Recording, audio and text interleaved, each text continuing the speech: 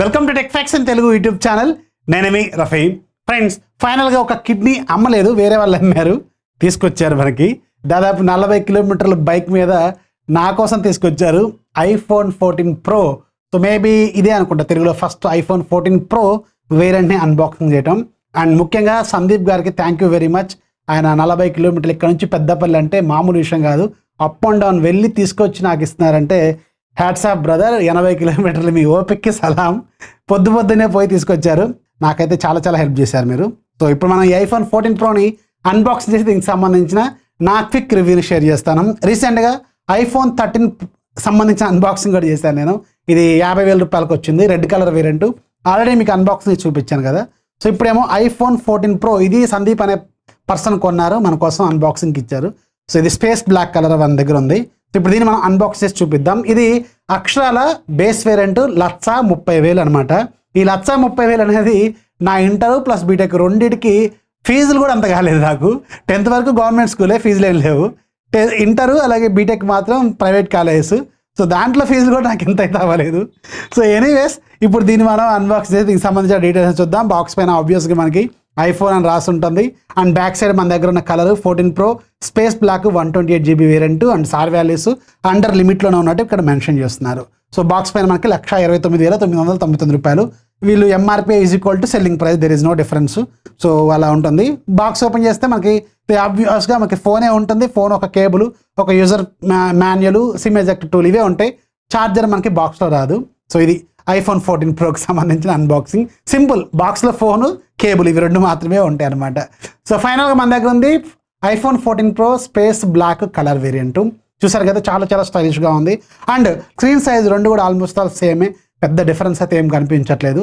కాకపోతే ఇక్కడ main highlight dynamic island. ఈ డైనమిక్ ఐలాండ్ దీంట్లో చాలామంది ఎదురు చూస్తుంది, చాలామంది వాడాలి అనుకునేది మాత్రం ఇదే. నేను అలా టెస్ట్ చేశాను రకరకాలుగా, మ్యాప్స్ కావచ్చు, అలాగే మ్యూజిక్ కావచ్చు. అవన్నీ ఏవైతే మనకి వీళ్ళు డెమాన్స్ట్రేషన్లో చూపించారో యాస్టర్స్గా అవి చాలా స్టైలిష్గా, లుక్ అయితే చాలా ప్రీమియంగానే అనిపిస్తుంది. And coming to the design ఆబ్వియస్గా iPhone డిజైన్, బిల్డ్ క్వాలిటీ గురించి మనం ఎక్కడ మాట్లాడాల్సిన అవసరం కూడా ఉండదు. కాంప్రమైజ్ అసలు ఉండదు. చాలా ప్రీమియంగా ఉంటుంది. గ్లాస్ అండ్ మెటల్ కాంబినేషన్లో ఉంటుంది. And front side ceramic glass protection. So everything సూపర్గా ఉంది. బ్యాక్ సైడ్ 3 పెద్ద సిలిండర్లు ఇక్కడ కనిపిస్తూ ఉంటాయి. మీకు 48 megapixel main camera, optical image stabilisation, 4K to 24, 25, 30, 60 అన్నీ సపోర్ట్ చేస్తాయి. సినిమాటిక్ ఫ్రేమ్ కూడా సపోర్ట్ చేస్తుంది. అండ్ మీకు రెండోది 12 megapixel telephoto, optical image stabilisation, 3x optical zoom support చేస్తుంది. ఇంకా డిజిటల్గా చాలా చేస్తుంది. అండ్ మీకు మూడోది 12 megapixel ultra wide 120 degrees wide యాంగిల్ని కవర్ చేస్తుంది. అండ్ ఫ్రంట్ సైడ్ కూడా 12 మెగాపిక్సెల్ కెమెరా, మీకు ఇది optical image stabilisation front side కూడా ఉంటుంది. సో దీంతో కూడా మనం 4K రికార్డింగ్ అయితే చేసుకోవచ్చు అనమాట. సో డిజైన్ మాత్రం చాలా ప్రీమియంగా ఉంటుంది. లుక్ మాత్రం చాలా స్టైలిష్గా ఉంది. అండ్ మీకు ఇక్కడ కనిపిస్తుందా ఆల్వేస్ ఆన్ డిస్ప్లే కూడా ఉంది. కాకపోతే నేను చూసిన ఆల్వేస్ ఆన్ డిస్ప్లేస్లో the worst, ugliest always on display ఏదైనా ఉందంటే ఈ పాయింట్ మాత్రం ఖచ్చితంగా యాపిల్కే వెళ్తుంది. ఎందుకంటే అంటే నాకు నచ్చలేదు. నాకే కాదు, నేను ట్విట్టర్లో చాలామంది దీని గురించి కామెంట్ చేస్తుంటే చూశాను. చాలా వరస్ట్గా అయితే అనిపించింది. ఇది ప్రాపర్ ఇంప్లిమెంటేషన్ కాదేమో అని నేనైతే అనుకుంటున్నాను. మన రెగ్యులర్గా ఆండ్రాయిడ్ ఫోన్స్లో రెడ్మీ కావచ్చు, అలాగే ఎంఐ కావచ్చు, రియల్మీ కావచ్చు, వివో కావచ్చు, ఒప్పో కావచ్చు, శాంసంగ్ కావచ్చు, ఇలాంటి వాటిలో ఆల్వేస్ ఆన్ డిస్ప్లే ఎంత ప్రీమియంగా ఉంటుందంటే చాలా ప్రీమియంగా ఉంటుంది. ఇది మాత్రం బ్యాటరీని ఇది ఎక్కువగా తింటదేమో అనిపిస్తుంది నాకు. చాలా అగ్లీగా అయితే అనిపించింది. నాకైతే నచ్చలేదు. నాకే కాదు, చాలా మందికి నచ్చలేదు. అల్టిమేట్గా మనకి స్క్రీన్ క్వాలిటీ మాత్రం చాలా ప్రీమియంగా ఉంది.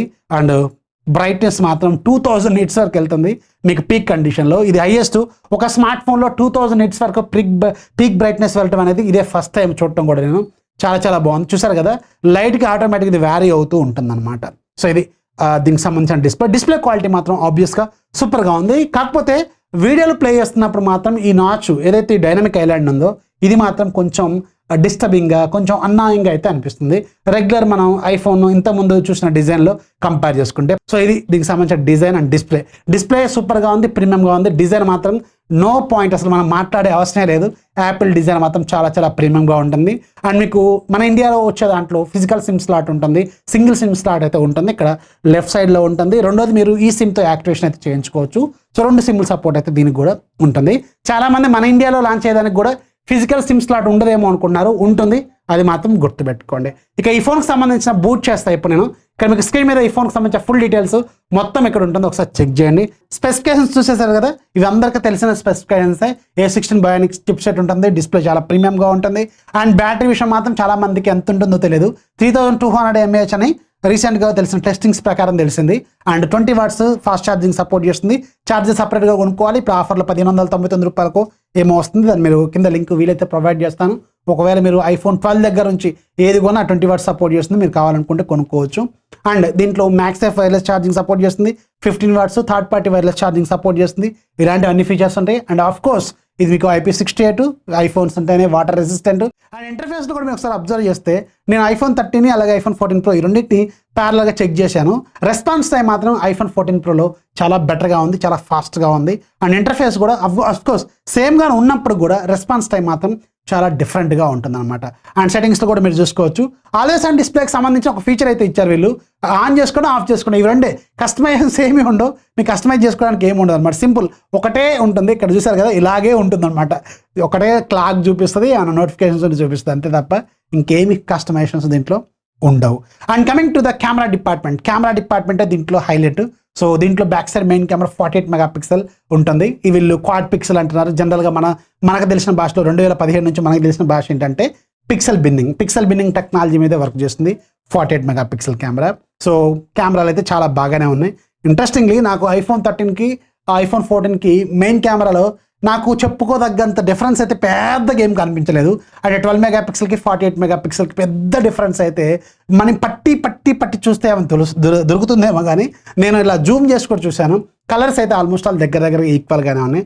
సో నన్ను అడిగితే ఇంకొంచెం ఇది ఏమన్నా సాఫ్ట్వేర్ పరంగా వీళ్ళు ఇంప్రూవ్మెంట్ చేయాల్సిన అవసరం ఉంటుందేమో అని అయితే అనుకుంటున్నాను. నాకైతే ఇనీషియల్ ఇంప్రెషన్స్లో మాత్రం ఈ కెమెరాకి దీనికి అయితే పెద్ద డిఫరెన్స్ అయితే నోటీస్ చేయలేదు నేను. మేబీ ఇంకేమైనా ఎక్స్ట్రీమ్ కండిషన్లో ఏమైనా డిఫరెన్సెస్ మనం నోటీస్ చేయొచ్చామో, కానీ రెగ్యులర్గా మనం డైలైట్ కండిషన్లో మనుషుల్ని ఫోటోలు తీస్తున్నా, ఫ్లవర్స్ని ఫోటోలు తీస్తున్నా కానీ ఆల్మోస్ట్ ఆల్ దగ్గర ఈక్వల్గానే నాకైతే అనిపిస్తుంది. అండ్ రెండోది మీకు 12 మెగాపిక్సెల్ టెలిఫోటో, అండ్ మూడోది 12 మెగాపిక్సెల్ అల్ట్రావైడ్. కెమెరా డిపార్ట్మెంట్లో ఆబ్వియస్గా చాలా బాగానే ఉంటుంది. అండ్ వీడియో డిపార్ట్మెంట్లో ఐఫోన్ని కొట్టేది లేదు, అది నాకు తెలిసింది. ఐఫోన్ క్వాలిటీ మాత్రం చాలా బాగుంటుంది. అండ్ ఫ్రంట్ సైడ్ కూడా కెమెరా చాలా బాగుంది. ఫ్రంట్ సైడ్ కూడా మీకు 4K రికార్డింగ్ క్యాపబిలిటీస్ అయితే ఉన్నాయన్నమాట. సో ఓవరాల్గా iPhone 14 Pro 1,30,000 పెట్టి దీన్ని తీసుకోవచ్చా అంటే, ఎవరైతే అసలు iPhone 11లో ఉన్నారు, లేదంటే iPhone 10లో ఉన్నారు, లేదంటే ఇంకా అసలు బేసిక్గా iPhone ఫస్ట్ టైం కొనుక్కుందాం అనుకుంటున్నారు, 1,30,000 అయినా పర్లేదు అనుకుంటున్నారు, సో వాళ్ళైతే iPhone 14 Proకి వెళ్ళండి. లేకపోతే ఆఫర్స్లో మీకు iPhone 13 50,000కి వస్తుంది కదా, దాన్ని తీసుకోండి. ఈ డైనమిక్ ఐలాండ్ ఇవి మాత్రం చాలా కస్టమైజేషన్స్ అయితే చాలా ఉంటాయి, కానీ మీకు నోటిఫికేషన్ మ్యూజిక్ ప్లే చేస్తున్నా, యాపిల్ ఇయర్పాడ్స్ కనెక్ట్ చేసుకున్నా, third party music play EarPods connect చేసుకున్నా కానీ మీకు ఇక్కడ నోటిఫికేషన్ కొంచెం స్టైలిష్గా కొంచెం ప్రీమియంగా అనిపిస్తుంటుంది. అదైతే కొత్తగా ఉంది. రిమైనింగ్ అంతా కూడా పెద్దగా ఏమీ నాకు ఫరక్ అయితే పడలేదు. ఇది మాత్రం హానెస్ట్గా చెప్తాను, 1,30,000 అండ్ 50,000 ఇదే డిఫరెన్స్ గుర్తుపెట్టుకోండి. 48 మెగాపిక్సెల్ కెమెరా ఏదైతే ఉందో, లేటెస్ట్ తీసుకొచ్చిన అప్గ్రేడ్ ఏదైతే ఉందో, దీన్ని కొంచెం సాఫ్ట్వేర్ పరంగా కొంచెం ఇంప్రూవ్మెంట్ చేయాల్సిన అవసరం అయితే ఉంటుందని నేనైతే అనుకున్నాను. And of course display quality మాత్రం చాలా ప్రీమియంగా అయితే అనిపించింది నాకు. సూపర్గా ఉంది. ఇది కూడా సూపర్ LTPO డిస్ప్లే చాలా బాగుంది. అండ్ రెజల్యూషన్ కావచ్చు, మీకు వీడియో వ్యూయింగ్ యాంగిల్స్ కావచ్చు, కలర్స్ కావచ్చు, చాలా న్యాచురల్గా అయితే అనిపిస్తుంది. సో ఇది iPhone 14 Proకి సంబంధించి ఇనీషియల్ ఇంప్రెషన్స్. వెరీ సూన్ మీకు దీనికి సంబంధించి కొన్ని సపరేట్ వీడియోస్ అయితే ప్లాన్ చేస్తున్నాను. సో అతను అడిగి ఇంకొక రోజు కెమెరా కంపారిజన్స్ కావచ్చు, ఇంకా దీనికి పెర్ఫార్మెన్స్ ఎలా ఉంది, గేమింగ్ ఎలా ఉంది, ఇలాంటి కొన్ని తీసుకునే ప్రయత్నం అయితే చేస్తాను. సో వీడియో నచ్చితే లైక్ చేయండి, మీ ఫ్రెండ్స్కి షేర్ చేయండి, మన ఛానల్ ఎప్పుడు సపోర్ట్ చేస్తున్నాండి. This is Rafi signing off. జై హింద్.